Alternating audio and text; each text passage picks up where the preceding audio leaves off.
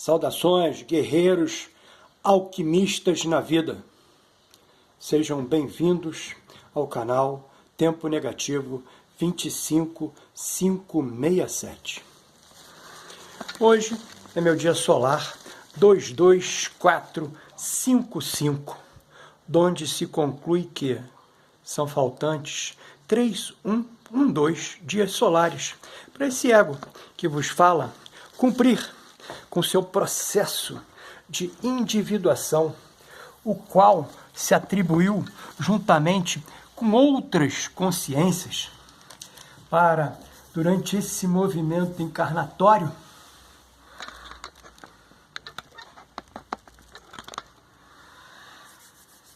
estar aqui desenvolvendo. Deixar lá meu mapa alquímico lá em cima.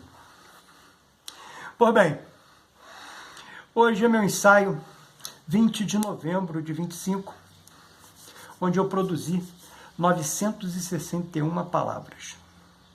Este ensaio do meu processo de individuação, vou transitar pelos Upanishads com o Advaita Vedanta, com Advaita Vedanta, a cultura Yogi, Siddhartha Gautama no Anatta Lakkhana Sutta, para pensar a psicologia do eu, que reconhecemos como um emaranhado complexo, tal como as redes neurais, que geram nossos pensamentos. Ou seja, um labirinto onde cada curva revela uma nova faceta do que somos. Pois, quando acessamos o labirinto da psíquica, encontramos o precipício do inefável, onde as fronteiras do eu começam a se dissolver no vasto oceano da consciência. Aqui, na esfera da espiritualidade, o conceito do eu passa por uma transformação radical, desafiando a própria ideia da existência individual. Por fim, finalizamos com o Sadhana Chatushataya. Sadhana Chatushataya. Pois bem, iniciamos nossa jornada nas antigas terras da Índia, onde as Upanishads, textos filosóficos datados de 1500 a 500 a.C., nos apresentam pela primeira vez a ideia de Tati Tivam Asi. Tati Tivam Asi. Tu és isto. Essa simples afirmação encapsula o cerne do Advaita Vedanta, escola de filosofia e exégese textual do hinduísmo, que defende a consciência pura como a verdadeira natureza do indivíduo. Uma filosofia não dualista, que propõe a unidade última do Atma, o eu individual, com Brahma, a consciência universal. Nesse contexto, o eu não é um ente isolado, mas uma expressão da totalidade, o que significa ser um com o universo. Há mais de 15 mil anos atrás, segundo a cultura yogi, Adiyogi, também denominado Adiyogi Shiva, que é considerado uma forma de Shiva, o deus hindu, venerado como o primeiro yogi e o patrono da yoga, Acredita-se que ele transmitiu a ciência da yoga para a humanidade, tornando-se o primeiro guru e ensinando as primeiras 7 pessoas, que se tornaram os Saptashiris, Saptarishis, Saptarishis. Ele também é conhecido como Deus da destruição e renovação, da dança cósmica, Nataraja e da meditação. Na origem da yoga, Adiyogi ensinou os 112 caminhos. Vou falar de novo. 112 caminhos para a libertação, tornando-os a fonte da ciência da yoga. A transmissão da ciência yogi ocorreu nas margens do lago Kanti Sarovar, no Himalaia. A figura mitológica de Adiyogi, que simboliza a transformação interior, a libertação e o bem-estar, falou como a vida evolui sobre os 10 avatares. O primeiro avatar é o peixe, ou vida aquática. O segundo é o anfíbio. O terceiro é um mamífero. O quarto é meio homem, meio animal. O quinto é um homem anão. O sexto é um homem adulto, mais volátil. O sétimo é um homem pacífico. O oitavo é um homem amoroso. O nono é um homem meditativo.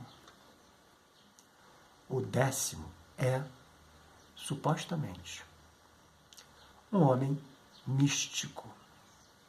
Essa não é a história do homem. Esta é a evolução da vida neste planeta. Não olhando para o microscópio, mas olhando para dentro. Porque toda a história evolucionária está em cada ser. Breve comentário. Tomando por base essa figura mitológica do Adiyogi para dentro da cultura yogi, iniciada lá no Himalaia, é possível perceber um processo de transformação. E a nível, de debate intelectual, podemos precisar, pelo olhar ao externo, que especificamente nos encontramos pairando, sobre o andar avatárico do sexto homem, aquele considerado um homem adulto, mais volátil. E notem, sem fazer nenhum tipo de comparação depreciosa para todo esse constituto material humano que nos cerca, podemos reconhecer em alguns movimentos, uma espécime de avatar específica, que nos vem a claridade, então podemos reconhecer, dentro até mesmo das linhas, de constituição humana, algumas espécimes de avatares que ainda estão, vamos dizer assim, andando junto, né? De uma certa forma, mas não conseguimos reconhecer a tamanha quantidade, podendo, isso aí é minha opinião, até pensar que já tenhamos alguma espécime desse último avatar, que seria o homem dentro dessa visão do Adiog, né? O homem místico. Podemos ter, mas mínimos, né? Mínimos exemplares. E isso é que é legal da gente poder pensar num todo, né? Porque obrigatoriamente esses mínimos, né, se encontram dentro dessa grande totalidade exatamente para serem, por assim dizer, né, de alguma sorte, né? O efeito modelar, né? Porque você só pode colocar em prática algo que você tem a capacidade de perceber. O que você não tem capacidade de perceber, você não consegue colocar em prática. Então, dentro, né, dessa grande inteligência cósmica, né, que nos nutre especificamente, né, ela tem esse, vamos dizer assim, né, essa preocupação, né, de gerar obrigatoriamente o modelo o qual o grande contingente, né, material humano possa direcionar, né, para fazer o processo de transformação, fazer o processo de individuação. Mas, em suma, contemporizei demais, né? Vamos voltar aqui especificamente para a minha escrita desse ensaio. Em outras palavras, todos os entes do orbe têm a mesma origem. Descendem do mesmo fator gerador. Essa inteligência cósmica, né? Essa grande inteligência, essa única grande inteligência cósmica. As sementes das plantas enterradas no solo produzem seu fruto do mesmo modo. Os minerais escondidos no ventre da terra se multiplicam, de acordo com as influências dos astros celestes, e geram o fruto de seu crescimento. Notem aqui que eu especificamente só fiz esse último comentário, né? Eu faço nos dois básicos, né, níveis, né, dentro dessa nossa, digamos assim, né, caminhada evolutiva, né? Eu faço o mineral e faço o vegetal, né? E por quê? Porque obrigatoriamente o animal, né, e o hominal, a gente já está aí, digamos assim, né, bastante inteirados no nosso dia a dia, percebendo, né, esses processos mínimos, mas preciosos, de transformação. Siddhartha Gautama, o Buda, proclamou a doutrina do Anatta. Não eu. Olha que legal. E essa doutrina está toda amalgamada no livro, né? Anattalakkhana Sutta, onde ele desafia a ideia de um eu permanente e imutável. Olha que legal, cara. Isso é muito legal. Porque quando Siddhartha coloca isso em prática, ele não coloca para o lado de fora, né? Ele coloca para o lado de dentro. O eu, que jaz dentro daquela constituição material, que, por um acaso, aqui no orbe, recebeu o nome, né, de Siddhartha Gautama, né, e depois o iluminado, né, o Buda, já dentro da doutrina, né, budista, por assim dizer, né? Não existe o eu permanente. Então, o que o Buda está escrevendo? Que ele é um processo, cara. Ele é um processo de transformação. Ad temporalis. Que não nos cabe aqui fazer nenhum tipo de determinação desse tempo, né? Mas sabendo, né, que ele é ad temporalis. E isso é legal pra caramba da gente poder perceber, né, e tentar colocar aqui dentro dessa nossa individualidade, dentro desse nosso processo, né, de transformação individual, nosso processo de individuação. Então, revelando, né, no Anatalakkhana Sutta, o seu lugar dentro de um processo fluídico de fenômenos independentes. Melhor, interdependentes. O eu, sob essa ótica, não é uma entidade fixa, mas uma dança de formas vazias, uma correnteza de acontecimentos que nunca se repete da mesma forma. O maior mistério do eu talvez não esteja em sua definição, mas em sua transcendência. Finalizo, como anunciei, apresentando os 4 aspectos considerados essenciais para quem busca alcançar estados mais elevados de consciência e realização espiritual, frequentemente chamada de prática quádrupla, que é o Sadhana Chatushatya. Sadhana Chatushatya.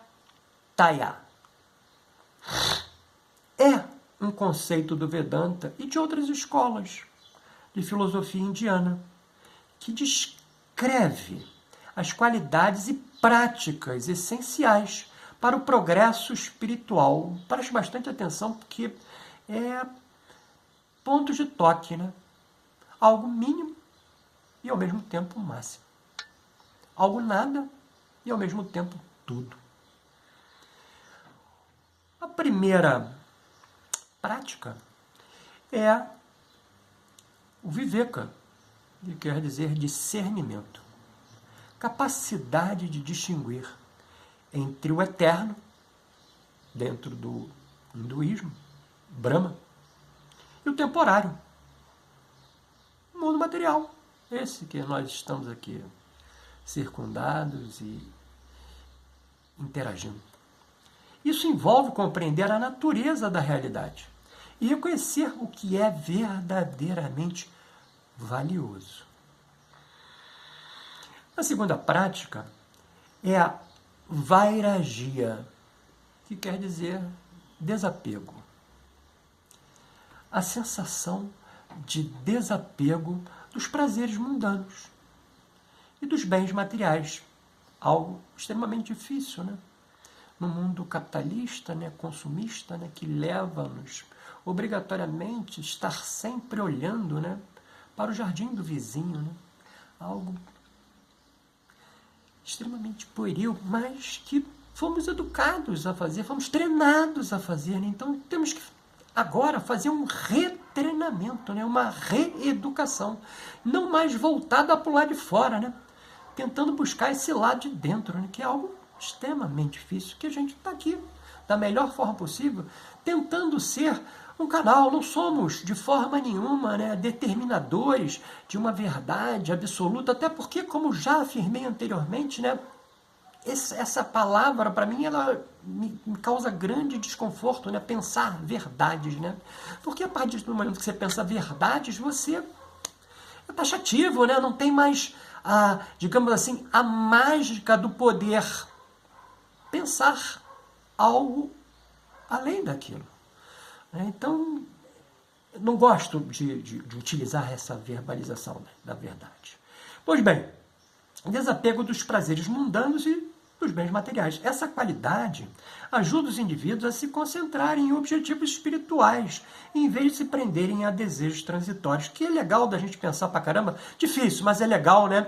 Porque nós somos impermanentes, né? Nós, enquanto estrutura mundana, somos impermanentes, mas enquanto estruturas, digamos assim, né, elétricas, né, eu não vou chamar, né, de outro nome, vou chamar de elétrica, né, para pensar exatamente a energia, né, somos transitantes. E como transitante, né, não seremos capazes, digamos assim, né, de conter algo que não seja nós mesmos. Então, qual seria o grande, né, a grande pedra de toque aqui no Varagia? É pensar esse desapego, mas o desapego do que? Do externo, não desse interno, que nós devemos valorizar, né? Em vez de se prenderem, como eu acabei de falar, a desejos transitórios.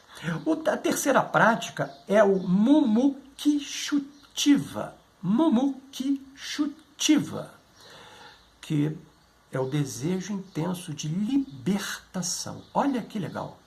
Desejo intenso de libertação. Platão escreveu isso em Timeu, né? Que a alma seria a prisioneira dentro de um corpo, né? Forte anseio pela libertação espiritual, que no hinduísmo se chama o moksha.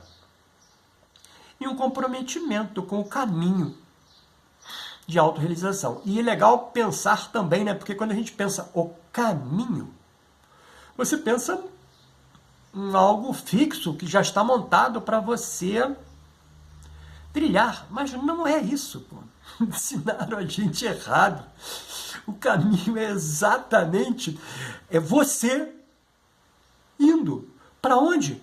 Para onde o seu self, a sua grande consciência elétrica que está encapsulada dentro desse corpo e mediado por esse ego que vos fala, tentarem, né, se compreender para poder ir, né? E sem, acima de tudo, olhar para fora.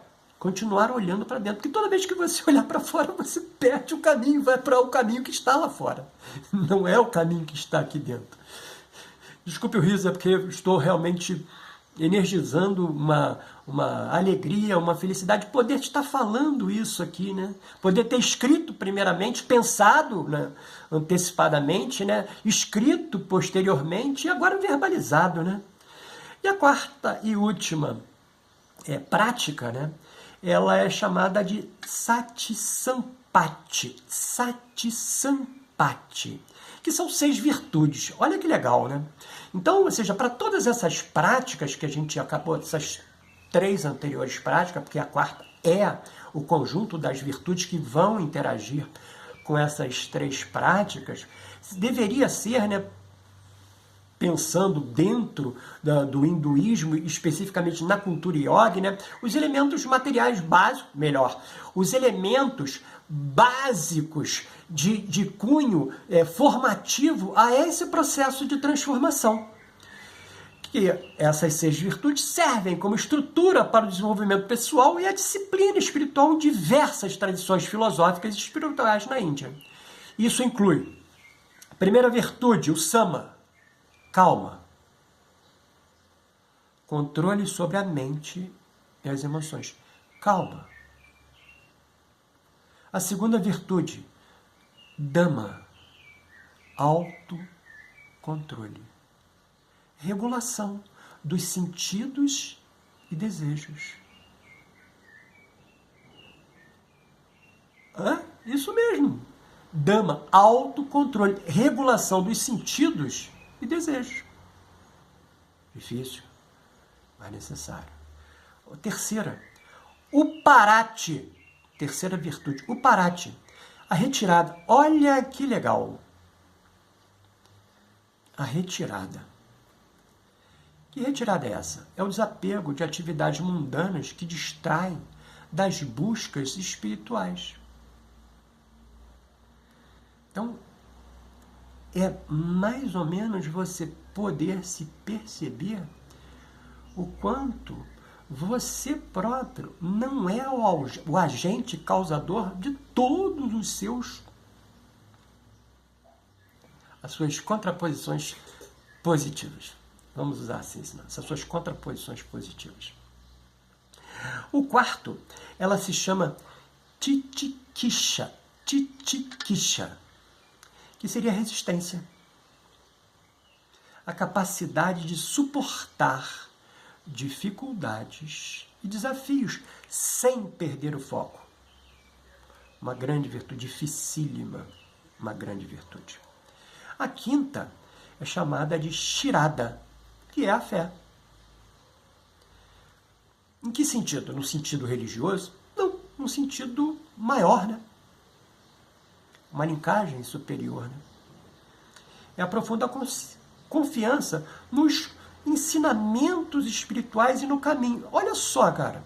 Ensinamentos espirituais. Foi o que eu falei há 10 minutos atrás, né? Ou seja, existe, né, dentro aqui do orbe, né, essas inteligências maiores que estão aqui num processo encarnatório, sim, servindo exatamente de modelos, né, para que a gente possa reconhecer e se sentir atraído e tentar, né, fazer o processo. E a sexta e última é a chamada de samadhana, que é a atenção focada, que acaba amalgamando todas as outras 5, né? Porque sem atenção focada você não vai conseguir fazer nem a calma, nem o autocontrole, nem a retirada, nem a resistência. E, consequentemente, a fé, né? Que não é crença, é fé. E é a concentração e clareza mental na prática espiritual. Então, ficou interessado nessa verbalização do meu processo de individuação?